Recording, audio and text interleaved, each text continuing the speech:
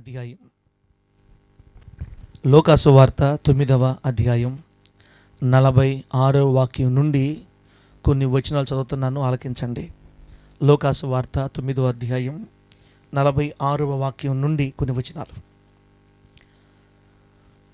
తమలో ఎవడు గొప్పవాడో అని వారిలో తర్కము పుట్టగా, యేసు వారి హృదయాలోచన ఎరిగి ఒక చిన్న బిడ్డను తీసుకొని తన యొద్ద నిలువబెట్టి, ఈ చిన్న బిడ్డను నా పేరట చేర్చుకునివాడు నన్ను చేర్చుకును, నన్ను చేర్చుకునివాడు నన్ను పంపిన వానిని చేర్చుకును.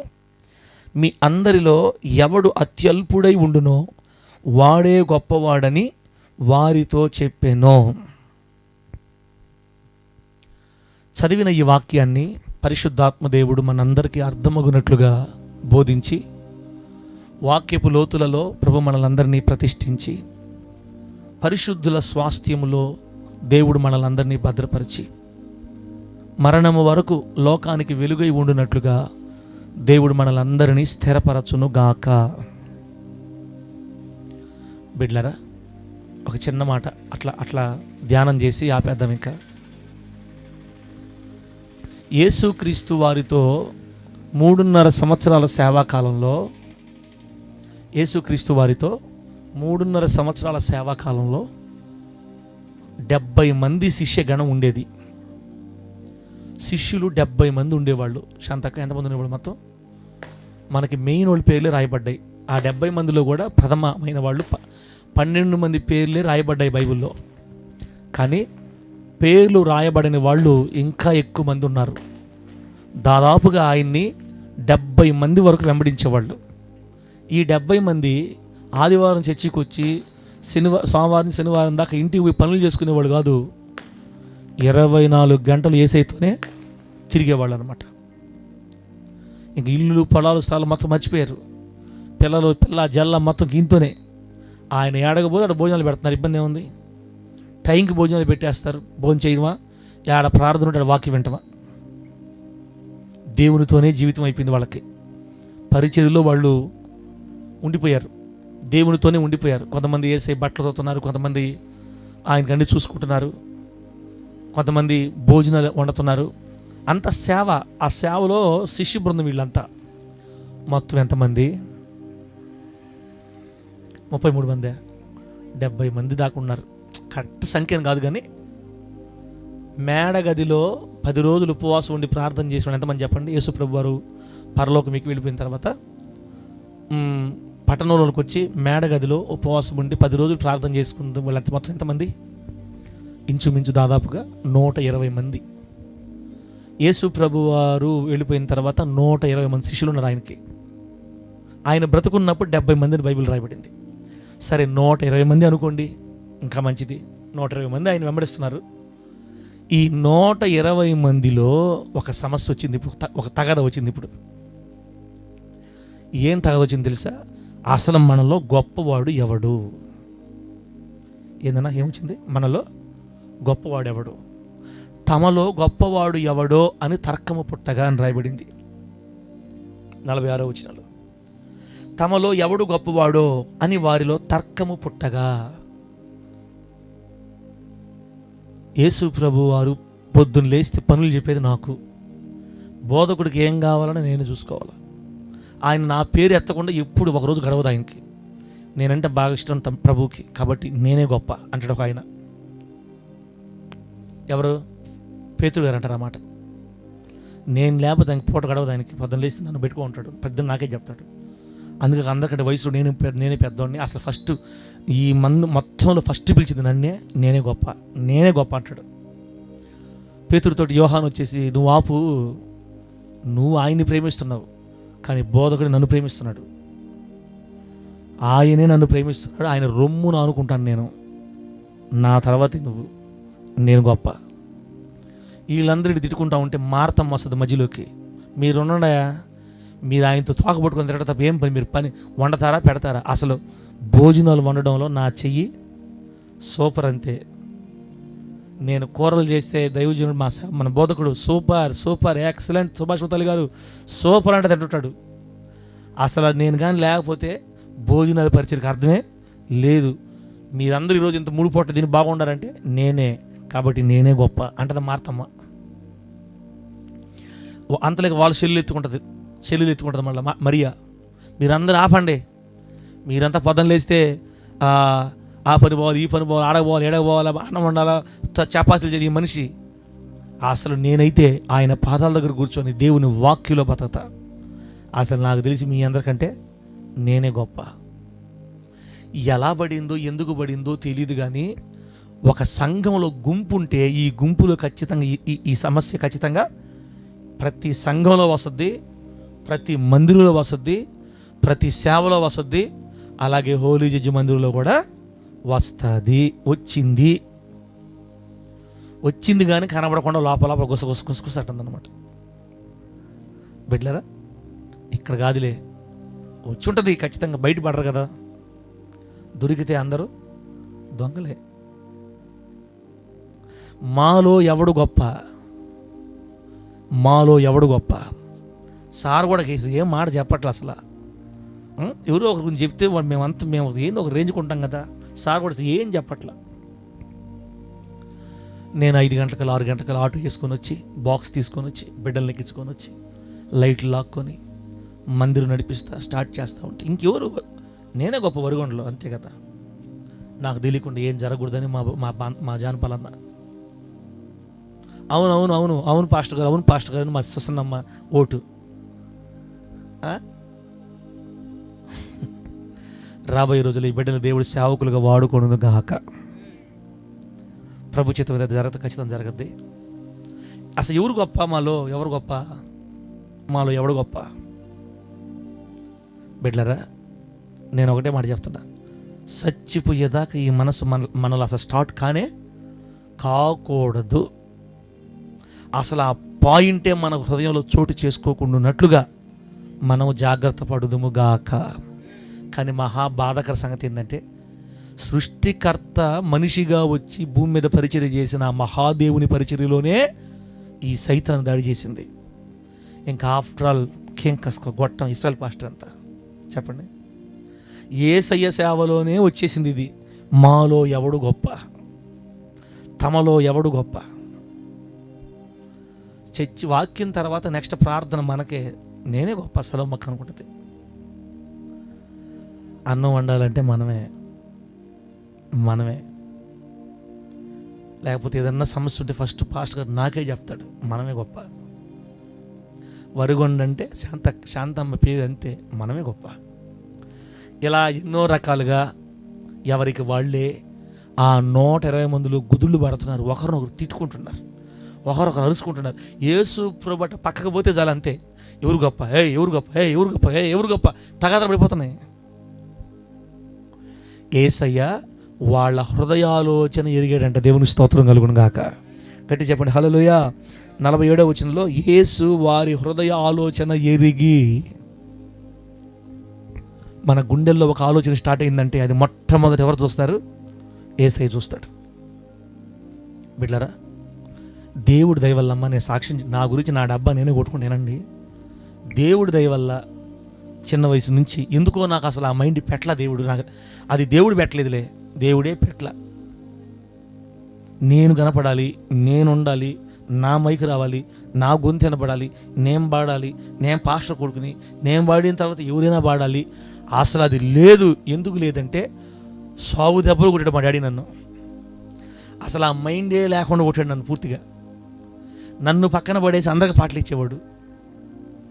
విశ్వాసాలు పాడుతూ ఉంటే నేను తబలా వాయించుకుంటా కూర్చోవాలంతే, పాటలే నాకు. అందుకని డాడీ నన్ను తీసి పక్కన పడేయటం వల్ల అసలు నాకు ఆ మైండే పోయింది పూర్తిగా.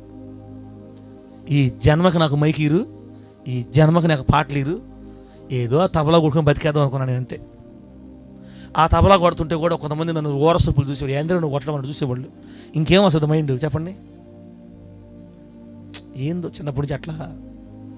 బిడ్డ మంచిదే అట్లా ఉంటే, మన గురించి మనకేం పెద్ద ఎక్స్పెక్టేషన్ లేకపోతే ఇంకా మంచిది. కానీ సంఘాల్లో ఖచ్చితంగా ఇది వస్తుంది ఖచ్చితంగా. అక్క, ఇక్కడ ఉండే వాళ్ళు ఎవరు అట్లా ఉన్నారని నేను చెప్పడం కాదు, కానీ ఏం చెప్పాలి ప్రభు, నేను బైబిల్ ఓపెన్ చేశా. స్పాట్లో ఆయన మాట తీసుకోవాలని నేను, నా మైండ్లో ఒక ఆలోచన ఉంది. అదేనా ఇంకేదైనా చెబుదామా అని ఆలోచన ఓపెన్ చేస్తే సరిగ్గా నా కళ్ళు అడబోయినాయి. ఇది చెప్పు నువ్వని.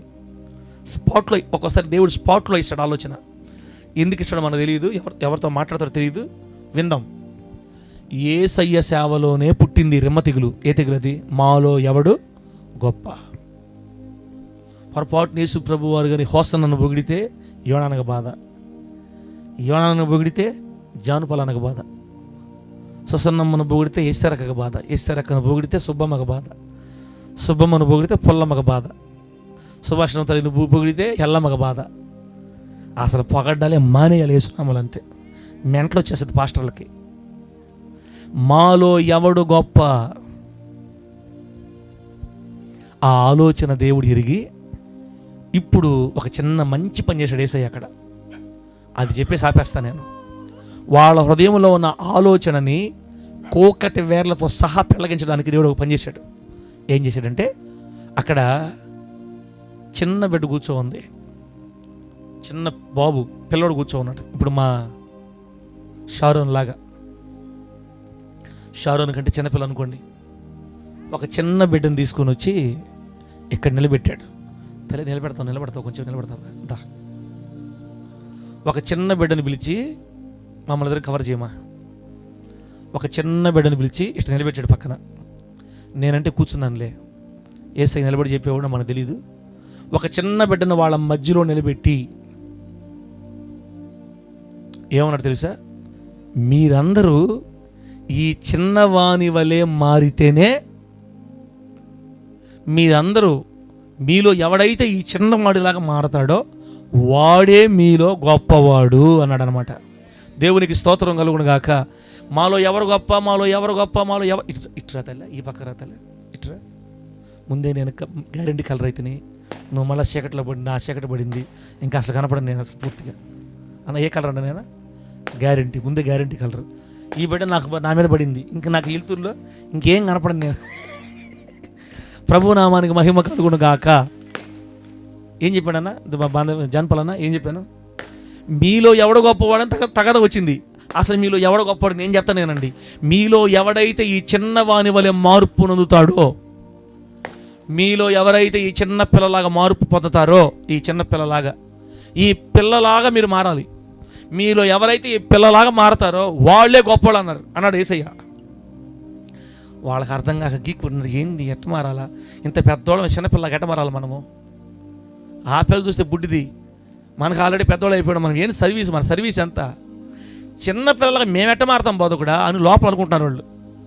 మీలో ఎవరైతే ఈ చిన్నపిల్లలాగా మారతారో వాళ్ళే గొప్పవాళ్ళు. చిన్నపిల్లగా మేము ఎట్ట మారుతామండి ఇంత వయసులో, మేము మీకేమో మైండ్ ఉందా అనుకుంటుంటే లోపల వెంటనే ప్రభు అంటాడు, ఈ చిన్న బిడ్డ మనస్సును పోలి మీరు నడవాలి. ఆమేన్. గట్టి చెప్పండి హల్లెలూయా. సంఘంలో అయినా సమాజంలో అయినా మనం గొప్పవాళ్ళంగా ఎంచబడాలంటే మన మనసు పిల్ల మనసు, చిన్న బిడ్డ మనసులాగా మారాలంట. వయసు ఏమో 50, క్యారెక్టర్ ఏమో చిన్నపిల్లలాగా ఉండాలి. చిన్న పిల్ల బుద్ధులను పోలి ఉండాలి, చిన్న బిడ్డ మనసు కలిగి ఉండాలి. మనం దేవుని ముందు గొప్పగా కనబడాలంటే. నేను చెప్పానా? దేవుడు చెప్తున్నాడా? నా మాట బైబిల్లో ఉండే మాట, బైబిల్లో ఉండే మాటే. ఈ చిన్న బిడ్డను పోలి ఎవడైతే ఉంటాడో వాడే మీలో గొప్పడు అన్నాడు. కిక్కురుముక్కులేదు ఇంక సౌండ్ అంతే. సిగ్గుపోయింది వాళ్ళకి. ఎందుకంటే వాళ్ళలో ఈ క్వాలిటీస్ లేవు. చిన్నపిల్లల మైండ్ అసలు లేనే లేదు. బిడ్డలారా, దేవుడు ఎంత బాగా కొట్టాడంటే వాళ్ళని, రెండోసారి మాలో ఎవడు గొప్ప అనే మైండే లేకుండా పోయింది. అమ్మో, మీకు విషయం తెలుసా? ఇప్పుడు ఈ విషయం చెప్పాడు కదా, కొంతకాలం తర్వాత వాళ్ళు సైలెంట్ ఉండబోలే వాళ్ళు మళ్ళీ వచ్చింది వాళ్ళకి.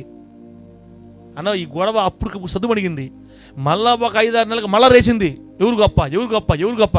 ఇంకా ఆయనకి ఏం చేయాలి అర్థం కాక నడుము గొడ్డు కట్టుకొని ఒక పాత్ర తీసుకొని నీళ్లు తీసుకొని కాళ్ళు కట్టడం స్టార్ట్ చేశాడు. ఇక మీలో ఎవడు గొప్పవాడో తెలియాలంటే ముందు మీరు పరిచయం చేయాలని చెప్పాడు ఫస్ట్. రెండోసారి వాళ్ళకి ఫస్ట్ సారి ఏమో చిన్నపిల్లలాగా ఉండాలన్నాడు. ఆ 5 నెలలు 6 నెలలు గమ్ముకున్నారు. మళ్ళా తగాద రేగింది. ఈసారి డైరెక్ట్గా ఆయనే వాళ్ళ కాళ్ళు కడిగి మీలో గొప్పవాడుగా ఉండాలనుకుంటే ముందు మీరు పరిచారకుడుగా ఉండండి చెప్పేలేకి చచ్చిపోయింది ఆ దెయ్యం వాళ్ళకి పూర్తిగా. లాస్ట్కి ఆయన వచ్చి కాళ్ళు గడుగలేకి వాళ్ళకి ఇంకా ఆ మనసే చచ్చిపోయింది పూర్తిగా. ఇప్పుడు అది రెండో సందర్భం వద్దు, ఫస్ట్ సందర్భం చూద్దాం. మనలో ఇప్పుడు హోలీ జడ్జి మినిస్ట్రీలో ఉన్నారు, 100 మంది బిడ్డలు ఉన్నారు అనుకోండి. వాళ్ళలో ఎవడు గొప్పవాడు అని తెలియాలంటే ఈ హోలీ జడ్జి మినిస్ట్రీలో కానీ, ఈ ఆదివారం సాయంత్రం రాత్రి ఈ వరిగొండ ప్రార్థనా స్థలంలో కూర్చొని దేవుని మాట్లాడుతున్న మనలో కానీ, లైవ్లో చూస్తున్న వీడియో చూస్తున్న బిడ్డలో కానీ గొప్ప వాళ్ళగా మనం మారాలనుకుంటే మనం చేయాల్సిన ఒకటే ఒక పని, ఈ పిల్లలాగా మారిపోవాలి. మనం చిన్న బిడ్డలాగా మారిపోవాలి. ఇప్పుడు షారోన్ గురించే మనం మాట్లాడుకుందాం. చిన్న పిల్ల మనసును పోలి బ్రతకాలి, అప్పుడే మనం దేవుని దృష్టిలో గొప్పవాళ్ళుగా మారతాము. నంబర్ వన్ ఈ వయసులో ఉన్న బిడ్డకి పాపమును గూర్చిన పూర్తి అవగాహన ఉండదు. పాపాన్ని గూర్చి పూర్తి అవగాహన ఉండదు.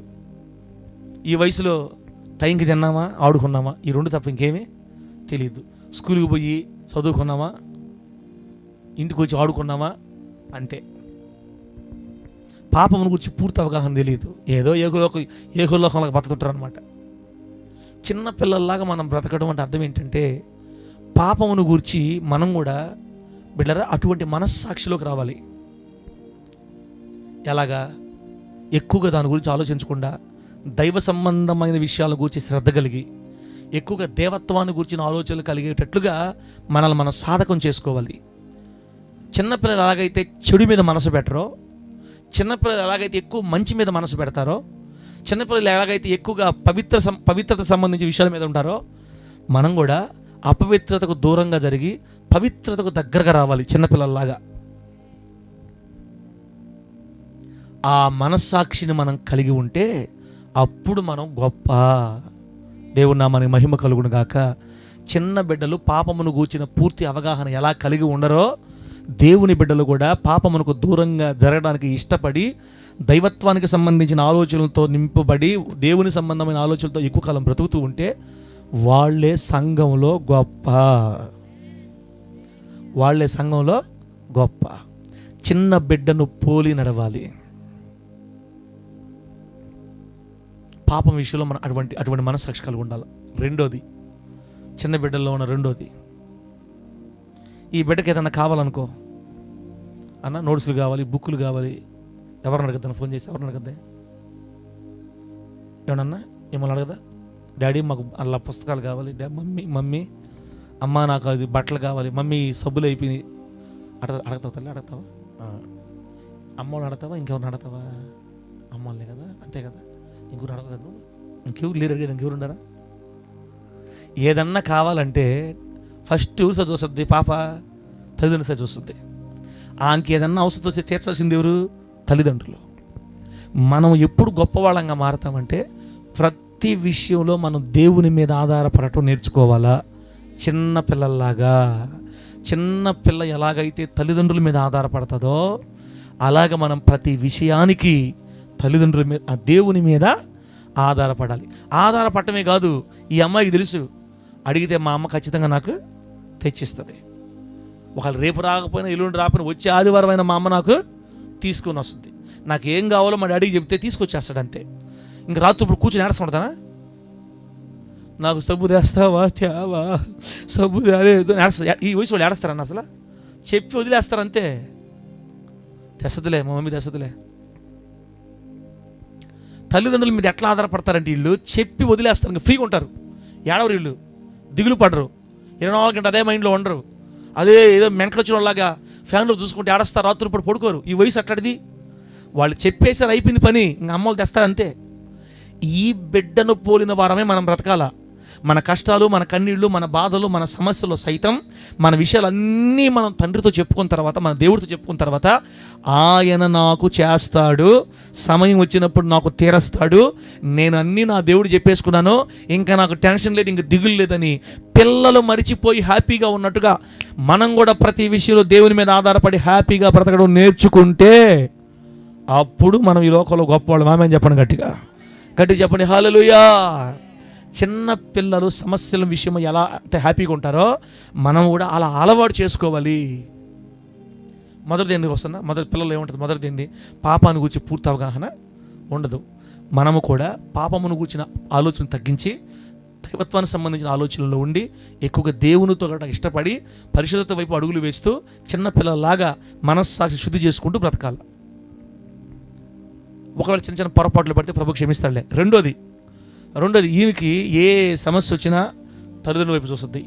తల్లిదండ్రుల వైపు చూడటమే కాకుండా తెచ్చేస్తుంది, నమ్మేస్తుంది. ఇంకా మా అమ్మ తెస్తుంది, మా నాన్న తెస్తాడు, ఇంకా నాకు టెన్షన్ లేదని హ్యాపీగా పిల్లలతో ఆడుకుంటా మన శాంతిగా ఉంటుంది. అనుకున్న టైం వచ్చినప్పుడు అమ్మోళ్ళు వెళ్ళి వాళ్ళకి ఆమె కావాల్సింది ఇచ్చేసి వచ్చేస్తారు. ఒక హాస్టల్లో ఉంది కాబట్టి, ఇంట్లో ఉండిందనుకో నాకు కొత్త బట్టలు కావాలి, బర్త్డే వస్తుంది, కొత్త బట్టలు కావాలి ఒకసారి అడిగేసి ఇంక మౌనం అయిపోద్ది. ఆ టైంకి నానా తంటాలు పడి అష్ట కష్టాలు పడి బర్త్డేకి ఆమె కావాల్సిన డ్రెస్ మనము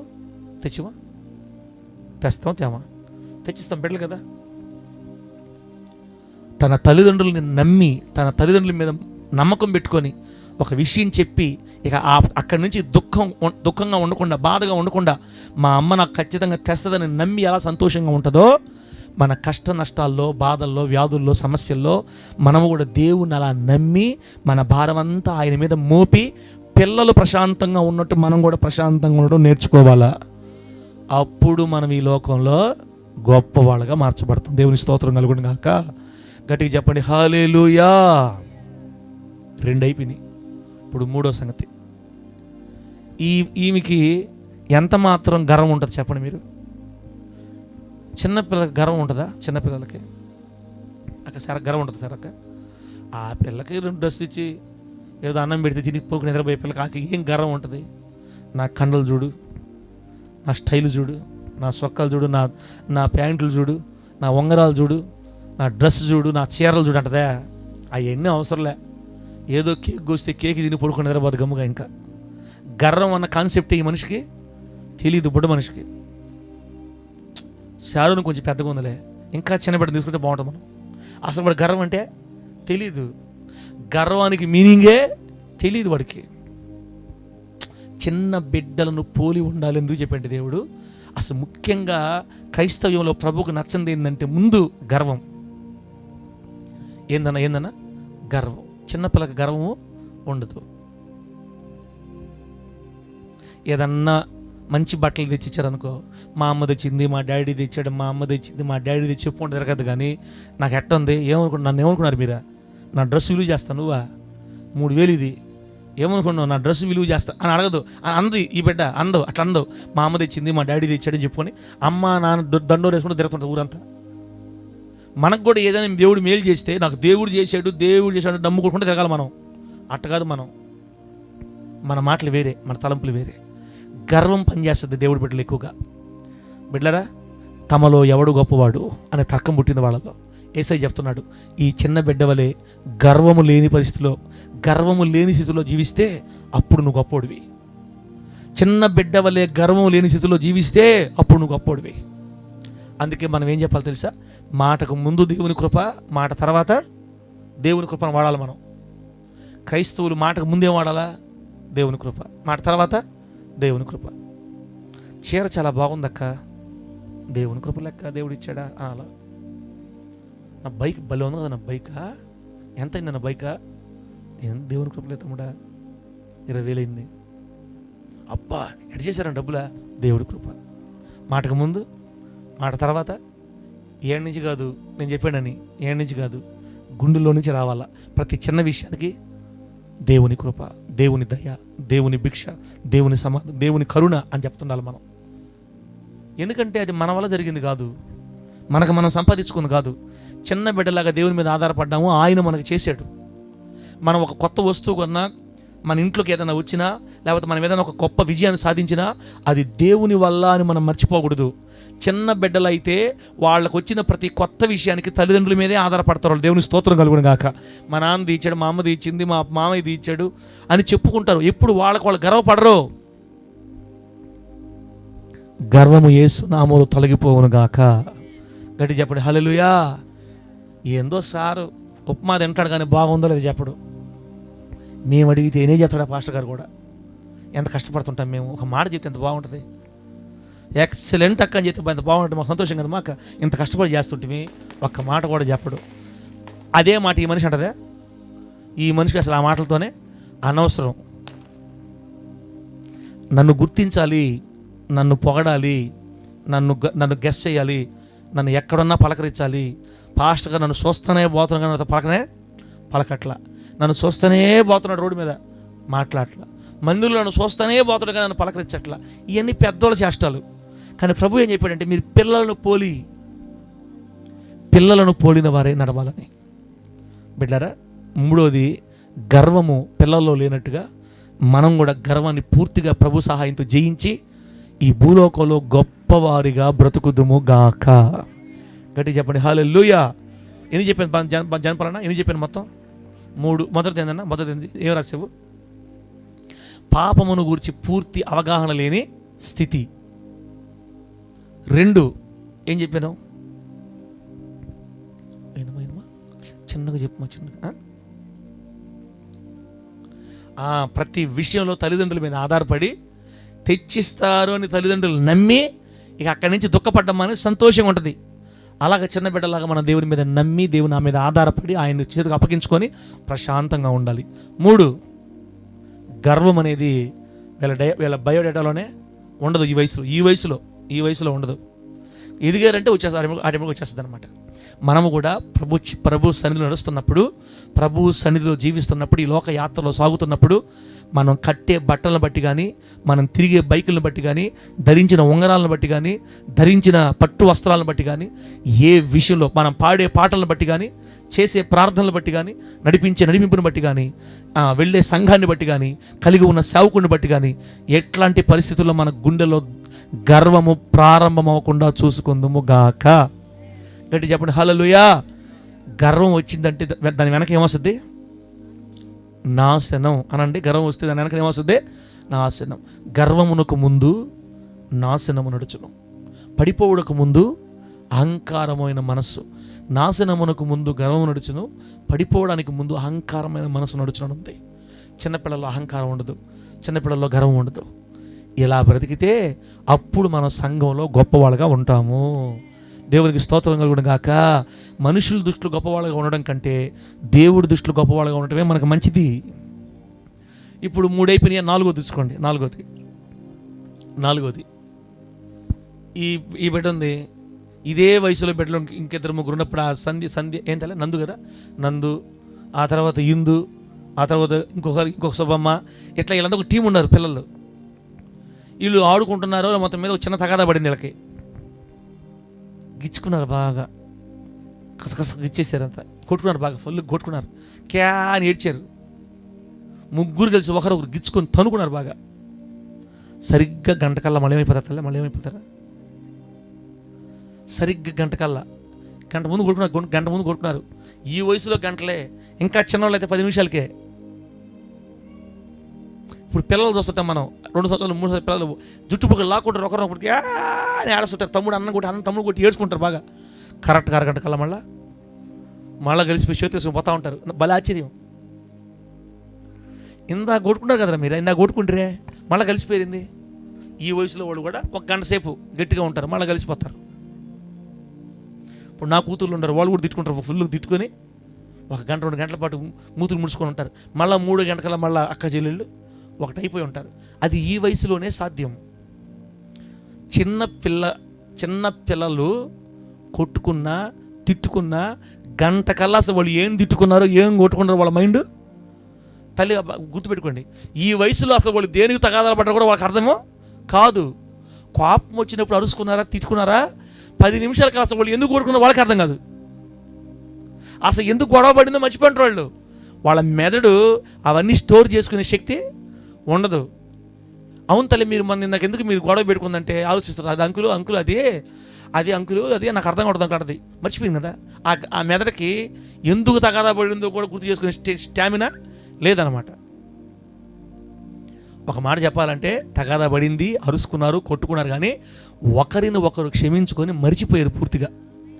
ఒకరొకరు క్షమించుకున్నారు, ఒకరొకరు మర్చిపోయారు, తిరిగి మళ్ళీ ఐకమత్యం కలిగి చేతుల మీద చేతులు వేసుకొని ఆటలాడుకుంటూ పోతున్నారు. మళ్ళీ సంఘములో ఎవడు గొప్పవాడంటే ఒకరినొకరు అర్థం చేసుకొని తిట్టుకున్నా, కరుచుకున్నా, అరుచుకున్నా, ఏదైనా సమస్యలు వచ్చినా చిన్న పిల్లలను పోలిన వారమై మరలా మనం ఆ తగాదాలు మరిచిపోయి ఒకరినొకరు క్షమించుకొని మరలా ఒకరినొకరు కలుపుకొని ఐక్యతగా కలిగి సాగిపోయే మనసుగా నీకుంటే అప్పుడే నువ్వు సంఘంలో గొప్పవాడివి, అప్పుడే నువ్వు సంఘంలో గొప్పదానివి.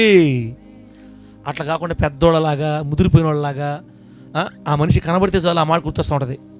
చర్చిలో కూడా ఇదిగో అదిగో 3వ వరుస 2వ లైన్లో ఉంది చూడు, 3వ వరుస 2వ మనుషుల్లా పచ్చరి కట్టుకోండి చూడ మనిషి అని తెలియటానికి చూడు, బాగా చూడు. ఎక్కడమే అది 2వ వరుస ఇటు చూస్తా చెప్తుంటుంది ఆడ 2వ వరుసలో బ్లూ కలర్ చీర అర్థం అవట్లేక ఆ మనిషి నన్ను ఏమని తెలుసా, ఏముంది అమ్మాయి అసలు నా మామూలు కదా మనిషి, నేను కాబట్టి వదిలేసా. ఏంది చర్చిల్లో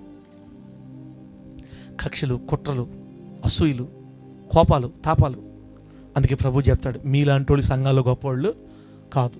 చిన్న పిల్లలను పోలిన వారై తగాదాలు పడినా గొడవలు పడినా మరిచిపోవాలి, క్షమించేయాలి, వదిలేయాలి, మరలా ఐకమత్యంలోకి వచ్చేసేయాలి. మనమే అందరమే ఒకరిని కలుపుకోవాలి. ఆమె కొంచెం ముక్కు మీద కోపం ఎక్కువగా ఉంది, ఇంకా ఆమె దిగల, నువ్వు దిగేసిపోయి పలకరించుకోవాలా.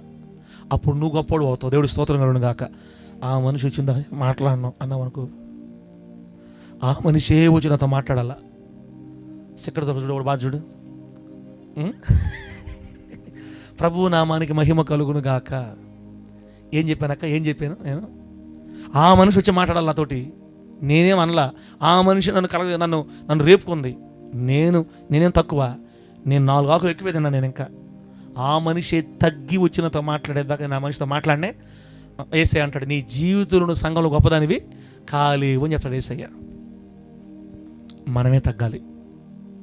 తగ్గితేనే నువ్వు గొప్పదాని అవుతావు. యేసునామంలో తన్ను తాను తగ్గించుకుని వాడే హెచ్చింపబడతాడు. బిడ్డలు తగ్గించుకోవడం అంటే మరీ సిగ్గుదిలేసి వెళ్ళి ప్రాధేయపడమని కాదు.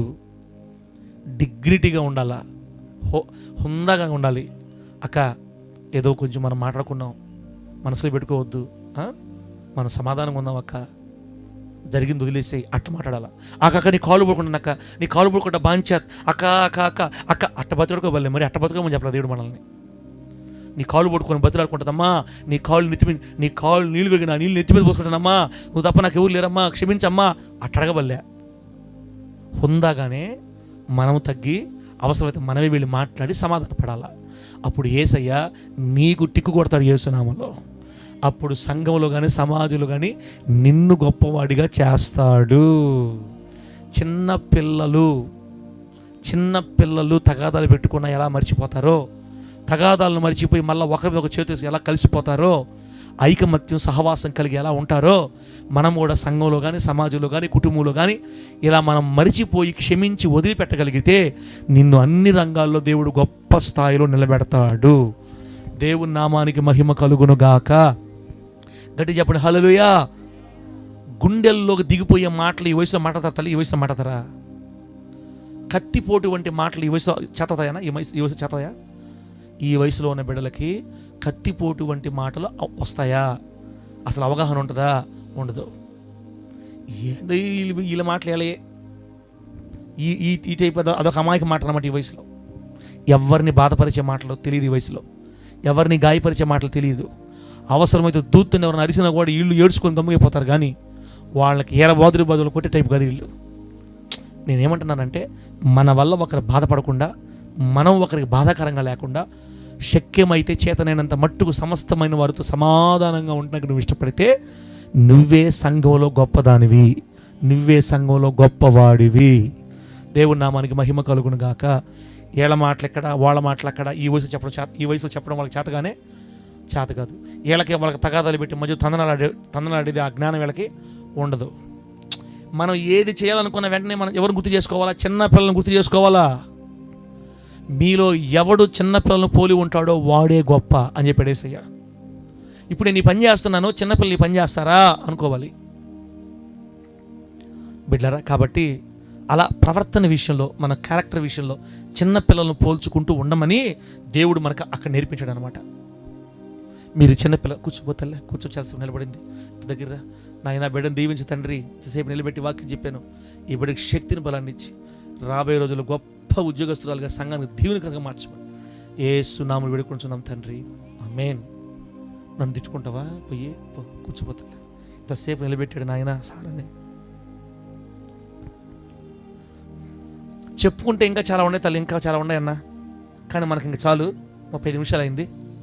4 సంగతులు చెప్పా. గర్వం ఉండకూడదు, తగువులు ఉండకూడదు, కత్తిపోట్లు అంటే మాటలు ఉండకూడదు, సణువులు ఉండకూడదు, సడీలు చెప్పి బుద్ధి ఉండకూడదు. చిన్న పిల్లల మనసు ఎలా ఉండాలో అలా ఉండాలి. వాళ్ళు తిట్టుకున్నా కూడా మళ్ళీ కలిసిపోతారు, సమాధాన పడిపోతారు. భార్యాభర్తలు కూడా చిన్నపిల్లలాగే ఉండాలి. ఉదయాన్ని తిట్టుకుంటే వస్తాను ఎప్పుడో కలిసిపోవాలా, సాయంత్రం కలిసిపోవాలంతే. నాతో మాట్లాడవా, నేను అన్నమేను అన్నాం అనుకో, అసలు జన్మకు నువ్వు గొప్పోడు కాలేవు, జన్మకు నువ్వు గొప్పదాన్ని కాలేవు. అసలు యేసయ్య చెప్పాడు, కోపపడకుండా ఎప్పుడు ప్రేమగా ఉండటం మాత్రం సాధ్యం కాదు. మన మనుషులం కాబట్టి మన కోపాలు ఉంటాయి. కోపపడుడి కానీ పాపం చెయ్యొద్దని చెప్పింది వాక్యం. కోపపడండి, కారణం లేకుండా కోపపడద్దని కూడా చెప్పాడు దేవుడు బైబిల్లో. ప్రతిదారి కోపడకూడదు. ఎందుకు కోపం వస్తుందో తెలియదు, ఎందుకు కోపం వద్దో తెలియదు. కొంతమందికి ముక్కు మీదే ఉండదు కోపం, కొంతమందికి ముక్కు మీద ప్రతి దానికి అరుస్తుంటారు. కారణం ఉండాలి కోపానికి. అలా కారణం ఉన్నప్పుడు కోపపడవచ్చు, అరుచుకోవచ్చు, తిట్టుకోవచ్చు, అవసరం ఒకరి మీద మూతి మీద కొట్టుకోవచ్చు కూడా. మళ్ళా సాయంత్రం కల్లా సూర్యుడు అస్తమించే లోపు మళ్ళీ సమాధానం పడిపోవాలా. అలా ఇద్దరిలో ఎవరు మొదటి సమాధానం పడతారో వాళ్ళు గొప్ప అయిపోతారు. యేసునామమున ఆమేన్ చెప్పండి, గట్టి చెప్పండి హల్లెలూయా. బైబిల్ చెప్పింది ముందు స్త్రీ తగ్గాలి, స్త్రీయే తగ్గాలి. ఎందుకంటే స్త్రీకే తగ్గే గుణం ఉంటుంది. స్త్రీకే అంటే పాస్టర్ గారు ఈ మాట మాకు నచ్చలేదు అంటే మీరు పురుషులు మీరేమైనా పెద్ద లార్డ్లా, మీరేమైనా పెద్ద లార్డ్లా అనవాకండమ్మా. బైబిల్లో ఏముందంటే జ్ఞానవంతురాలు తన ఇల్లు కట్టుకుంటుందని రాయబడింది. ఆ ఒక్క మాటను బట్టి ఈ మాట చెప్తున్నాం మనం. ఇల్లు కట్టుకోవాలనుకుంటే భర్త దగ్గర తగ్గడం పెద్ద ఇబ్బంది ఏం లేదు. భర్త దగ్గర తగ్గితే తప్పేమని చెప్పండి. భర్త దగ్గర తగ్గితే కాపురం బాగుపడదు కదా. భర్త దగ్గర తగ్గితే కుటుంబాలు కట్టబడతాయి. భర్త దగ్గర తగ్గించుకొని ఏం అవసరత కాళ్ళు మీద కూడా పడిపోయిన ఇబ్బంది ఏమి లేదు, కాపురం చక్కబడుతుంది. అంటే నేను కాళ్ళ మీద పడితేనే వాడు నన్ను క్షమిస్తాడా? నేను 9 నెలలకు పుట్టా, వాడు 9 నెలలకే పుట్టాడు. ఈ వారం అంతా వాడికి అన్నమేను, వాడితో అని కానీ మనం ఈ విధంగా సాకులు పెట్టుకొని ఒకరికి తిట్టుకుంటా, ఒకరికి చూసి మూతులు ముడుచుకుంటా ఉండేరనుకో, మిస్టర్ నలరామూర్తి అలియాస్ ముఠామేస్త్రి దిగేస్తాడు రంగంలోకి. ముఠామేస్త్రి రంగంలోకి దిగి, ఒరే ఆ భార్య లేకపోతే ఇంక నీకు భార్య ఎవరు లేరా అని చెప్పేస్తాడు. ఆ భార్య లేకపోతే నీకు ఇంకొక భార్య లేదా, ఇంకెవరు దొరకరా, ప్రపంచంలో ఇంకెవరు ఉండరా, ఏమో ఆ నల్లటోడు తప్ప నీకు ఇంకెవరు లేరా, ఇంకెవరు నీకు కళ్ళ ముందు కనపట్లా, అలా బ్రదర్ చూడు ఎంత బాగున్నాడు, అసలు మీ ఆయనకి ఏమైనా పోలికుందా, ఇట్లాంటి మాటలు చెప్పేస్తాడు మధ్యలోకి వచ్చి. అందుకనే వాడు మన ఇంట్లో ల్యాండ్ అవ్వక ముందే భార్య భర్తలు కలిసిపోవాలని చెప్పింది వాక్యమే. మూడో వ్యక్తికి ఛాన్సే ఇవ్వకూడదు. అంత జ్ఞానంగా ప్రవర్తించాలి ఆడవాళ్ళు, స్త్రీలు. స్త్రీకి దేవుడిచ్చిన ధన్యతది, స్త్రీకి ఆ కృపను దేవుడిచ్చాడు.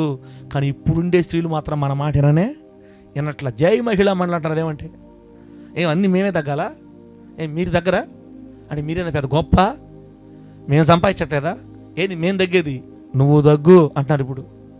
అలా బైబిల్ ఒప్పుకోదు. బైబిల్ సంబంధించిన బిడ్డలం మన వంశం బైబిల్ వంశం. బైబిల్ ఏం చెప్పిందంటే జ్ఞానంగా కాపురం చేయమని చెప్పింది, తగ్గించుకోమని చెప్పింది, లోబడమని చెప్పింది, భార్యని ప్రేమించమని చెప్పింది. బిడ్డలారా, మన శరీరం మనం ఎలా ప్రేమించుకుంటామో మన భార్యను ఎలా ప్రేమించమని చెప్పింది. తగాదాలు వేసుకున్నా, తిట్టుకున్నా, అరుచుకున్నా, కరుచుకున్నా సాయంత్రం కల్లా మళ్ళీ కలిసిపోవాలని వాక్యం చెప్పింది. దానికి వ్యతిరేకంగా అడుగులేస్తే మరలా దాని తర్వాత వచ్చే చాలా పరిణామాలు ఎదుర్కోవాల్సి వస్తుంది. చిన్న పిల్లలను పోలిన వారమై బ్రతుకుదుముగాక. గట్టిగా చెప్పండి హల్లెలూయా. మీకు ఏ సమస్య వచ్చినా ఫస్ట్ మీరు ఊరికి జ్ఞాపకం చేసుకోవాలి, పిల్లలకు జ్ఞాపకం చేసుకోవాలి. ఇప్పుడు పిల్లలు అయితే ఎలా ఉంటారు? చిన్న పిల్లలకి అమ్మా నాన్న అంటే ఇష్టం ఉంటుందా ఉండదా? జానపల్లన్న నీ కూతురికి నువ్వంటే ఇష్టమా లేదా? ఏమో చెప్పలేం సార్ అంటారా? అట్టట ఆడపిల్లలకి తండ్రి మీద ఎక్కువగా ఉంటుంది, మగపిల్లలకి తల్లి మీద ఎక్కువగా ఉంటుంది. ఆపోజిట్ జెండర్ అనమాట. ప్రతి ఇంట్లో అంతే. ఇద్దరు మగపిల్లలు అయితే చెరో ఒకరిని పంచుకుంటారు. రే అన్న నువ్వు అమ్మని చూసుకో, నేను నాన్నని చూసుకుంటా. వాళ్ళు పని చేసుకుంటారు అమ్మని నాన్నని. పిల్లలకి తల్లిదండ్రులు అంటే మహాప్రేమ, పిల్లలకి తల్లిదండ్రులు అంటే మహా గౌరవం, పిల్లలకి తల్లిదండ్రులు అంటే పిచ్చి, పిల్లలకి తల్లిదండ్రులే దేవుళ్ళు. దేవుడు అవగాహన లేదు కదా. వాళ్ళు ఎవరి వల్ల బతుకుతున్నారు పిల్లలంటే తల్లిదండ్రుల వల్లే బతుకుతున్నారు. తల్లిదండ్రులే వారి జీవితంలో అధిక భాగం, తల్లిదండ్రులకే విలువ, తల్లిదండ్రులకే మొదటి స్థానం వాళ్ళ జీవితంలో. ఆ తర్వాతే చదువులైనా ఆటలైనా ఏదైనా. పిల్లలు తల్లిదండ్రులకి ఎలా మొదటి స్థానం ఇస్తారో, పిల్లల వంటి మనస్సాక్షి కలిగిన మనం మొదట దేవుడికే స్థానం ఇవ్వాలి. ప్రభువుకు మహిమ కలుగును గాక. దేవుని మందిరానికి స్థానం ఇవ్వాలి, ప్రార్థనలకు స్థానం ఇవ్వాలి, ఆరాధనలకు స్థానం ఇవ్వాలి, దేవుని కార్యాలకు స్థానం ఇవ్వాలి, దేవుని కొరకు స్థానం ఇవ్వాలి. అలా చిన్న పిల్లలను పోలిన వారమై ప్రతి చిన్న విషయంలో మనం దేవునికి ప్రథమ స్థానం ఇస్తూ వస్తే ఆ దేవుడే నిన్ను చేయి పట్టుకొని గొప్ప స్థాయికి నడిపిస్తాడు. యేసునామంలో నీ కాళ్ళు జింక కాళ్ళ వలె చేసి ఎక్కలేనంత ఎత్తైన కొండల మీదకి ఎక్కిస్తాడు యేసునామంలో. ప్రభు నామానికి మహిమ కలుగును గాక. గట్టిగా చెప్పండి హల్లెలూయా. ఇంకా ఆపేస్తున్నా. తమలో ఎవడు గొప్ప అనే కథ వచ్చింది యేసు ప్రభు వారి శిష్య బృందంలో. సింగిల్ లైన్తో కొట్టేశాడు దేవుడు అంతే. మీలో ఎవడైతే ఈ చిన్న పిల్లవాడిని పోలి ఉంటాడో వాడే గొప్ప. ఇప్పుడు మనం కూడా చిన్న బిడ్డలను పోలి నడుచుకుందుము గాక. మన మాటలు చిన్న బిడ్డలాగా ఉండాలి, మన ప్రేమ చిన్న బిడ్డలాగా ఉండాలి, మన ఇంట్రెస్ట్ చిన్న బిడ్డలాగా ఉండాలి, మన హావభావాలు చిన్న బిడ్డలాగా ఉండాలి. చిన్నపిల్లలకి ఇప్పుడు సరే ఫోన్లు వచ్చి ఇప్పుడు చెరిపేరు లేపకాలు చిన్నపిల్లలు. మన రోజుల్లో పిల్లలకి అసలు ఏమీ తెలియదు. రే పెద్ద అయిన తర్వాత నువ్వు ఆ పిల్లని చేసుకోవాలంటే వాడు వెట్టుమా ఏందో చెప్తాను డాడీ అని అసలు ఏం అర్థం కదా అప్పుడు ఆ వయసులో. రే నువ్వు పెద్ద అయిన తర్వాత ఈ పిల్లని చేసుకోవాలంటుంటే ఆ చేసుకుంటాలే మమ్మీ నువ్వు పెట్టి ముందు నాకు అన్నావు. అసలు ఇట్లాంటి మాటలకు వాళ్ళకి అర్థాలు తెలియవు, అర్థాలు తెలియవు. సరసలు మాట్లాడటం ఆ వయసు తెలియదు, జోకులు వేయటం ఆ వయసు వాళ్ళకి తెలియదు. వాళ్ళకి అసలు ఆ ఊహే ఉండదు వాళ్ళకి. దేవునిలో ఉన్న మనం కూడా సరసాల మాటలు, ఈ డబల్ మీనింగ్ మాటలు, ఈ అపవిత్రమైన మాటలు, ఈ జోకులు, ఈ కామెడీలు ఏం చేయకూడదు. మనం దేవుని సన్నిధిలో పిల్లలను పోలిన వాళ్ళమే ఉండాలి. దేవుని సన్నిధిలో కూడా మనం వాళ్ళ బ్రతకాలి. ఈ లోకంలో అన్నీ దేవుడు చూస్తాడు తల్లే, అన్నీ దేవుడు రాసుకుంటారు మన విషయంలో. మనం ఎంత జాగ్రత్తగా ప్రభు పనిలో ఉండగలుగుతామో, ఎంత నమ్మకంగా ఉండడానికి ఇష్టపడతామో, ఎంతగా ఆయన సహాయం కోరుకుంటామో అంతగా దేవుడు మనల్ని ఉన్నత స్థానానికి తీసుకెళ్తాడు యేసునామంలో. గట్టిగా చెప్పండి హల్లెలూయా. ఇందాక తిమోతను కుమారుడు ఎపఫ్రా వచ్చి నెల్లూరు ఆరాధన అయిపోయిన తర్వాత, అంకుల్ మీకు మంచి మాట మీకు ఒక విషయం చెప్పాలి, గుడ్ న్యూస్ మీకు అన్నాడు. చెప్పుతాలే ఏంటి తలే గుడ్ న్యూస్, దేవుడు నాకు జాబ్ ఇచ్చాడు అంకుల్ అని చెప్పాడు. కళ్ళు ఎరిగినాయి నాకు యేసునామంలో. తల్లి నీకు ఇంకా డిగ్రీ కాలేదు కదా, ఎట్లాగా అంకుల్ మా ఫ్రెండు డిగ్రీ అయిపోయిందని పెట్టాడు, అయితే వాళ్ళందరితో మాట్లాడి నాకు సెట్ చేశాడు, నేను వెళ్ళి ఇంటర్వ్యూకి సెలెక్ట్ అయ్యి నేను ఇంక వెళ్ళిపోతున్నాను, ఇంక అక్కడే ఉండి జాబ్ చేసుకుంటూ చదువుకుంటాను అంకుల్ నేను. ఇప్పుడు శాలరీ ఎంత ఇస్తారు తల్లే, ఒక 25,000 దాకా ఇస్తారు, పిఎఫ్లు బాను ఇంత వస్తుంది చేతికి వస్తుంది. అసలు నాకు ఆశ్చర్యంగా ఉంది అంకుల్, దేవుడే నాకు దీన్ని చేశాడని చెప్పాడు నాకు. చూసా మన సంఘంలో ఇప్పుడు ఉద్యోగస్తులు 2 లేచారు యేసునామంలో. ఆమేనండి. మన సంఘం పండే కాలం స్టార్ట్ అయ్యింది. మన సంఘం ఇంకా దిగుబడికి వస్తుంది అన్నమాట. దిగుబడికి వస్తుంది. మన బిడ్డలు ఇంకా వృద్ధిలోకి వస్తున్నారు. అట్లా మన బిడ్డలందరూ కూడా రాబోయే రోజులు దీవించబడతారు. అట్లా పిల్లలు దీవించబడేటప్పుడు ఎంత సంతోషం తెలుసా. అటువంటి అభివృద్ధి మన కళల్లో మనం చూడాలనుకుంటే, మన జీవితంలో మనం చూడాలనుకుంటే, చిన్నప్పటి నుంచే లేదా దేవుని ఎదిగే నాటి నుండే మనం పిల్లలను పోలిన వారమై బ్రతకాలి. అప్పుడు మనకు అటువంటి మేలు దేవుడు చేసి ఉన్నతంగా గొప్పవాళ్ళుగా ప్రభు మనల్ని స్థిరపరుస్తాడు. దేవుడి మాటలు మనకు ఆశీర్వాదకరంగా మార్చి వర్ధిల్ల చేయను గాక. కళ్ళు మూసుకొని ప్రార్థన చేసుకుందాం. పిల్లలు కళ్ళు మూసుకోండి. సుభాష్ తల్లికి మైకి ప్రార్థన చేస్తుంది.